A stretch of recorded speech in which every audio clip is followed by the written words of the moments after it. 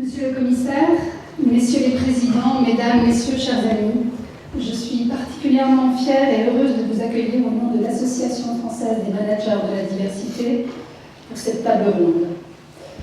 Merci, cher Dominique Baudis, d'avoir bien voulu nous ouvrir les portes de ce lieu à la fois symbolique et vivant, ce lieu prestigieux consacré au métissage et au dialogue des cultures qu'est l'Institut du monde arabe.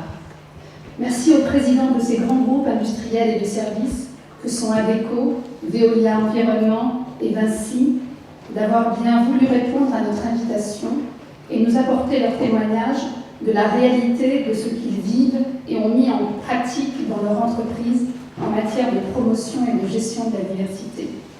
Merci enfin, Monsieur le commissaire à la diversité et à l'égalité des chances, cher Yazid Sabeg, d'avoir bien voulu réserver l'une de vos premières expressions publiques à notre Assemblée générale.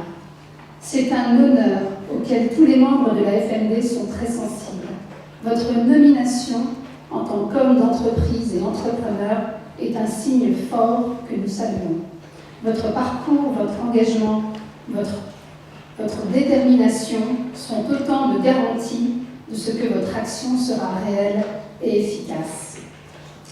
Un an après la création de la FMD, nous sommes réunis ce soir pour tenter de répondre à cette question.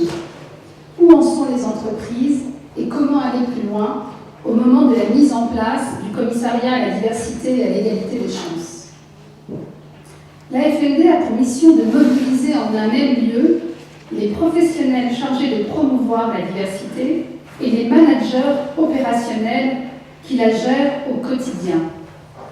La FMD favorise les échanges de pratiques et outille les managers pour qu'ils aient les clés de compréhension dans leur gestion quotidienne de leurs équipes diverses. Des collaborateurs de formation, de culture, de parcours, d'origine, de sexe et d'âge différents. Vous nous direz dans quelques instants, Monsieur le commissaire, le rôle que doit jouer l'État pour sensibiliser les acteurs, les responsabiliser et peut-être les contraindre. Pour notre part, en tant qu'association d'entreprise, notre démarche ne sera jamais coercitive et l'injonction ne remplacera jamais la volonté de convaincre, d'avancer et de construire ensemble. Ce choix d'une approche avant tout pédagogique a motivé dès la création de la FMD un rapprochement avec le monde de l'enseignement supérieur dans le cadre d'une démarche recherche-action. Nous en avons parlé tout à l'heure, nous avons conclu beaucoup d'accords de partenariat avec les grandes écoles de management comme l'EM Strasbourg, le SC Rouen, Audencia à Nantes, qui participent étroitement à l'ensemble des travaux de nos commissions. Et je suis heureuse de vous annoncer ce soir la signature de la convention avec l'Université Paris-Dauphine pour la création d'un cycle de formation destiné aux managers de la diversité. Les premiers cours débuteront en septembre, dès la rentrée universitaire, avec une perspective très pragmatique, offrir des outils pour comprendre et agir face aux enjeux de la diversité.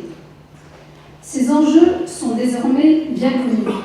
Ils s'appellent globalisation, multiculturalité, intergénérationnelle, recherche de potentiel, de nouveaux talents, autant de défis auxquels nos entreprises doivent s'adapter pour construire un nouveau management.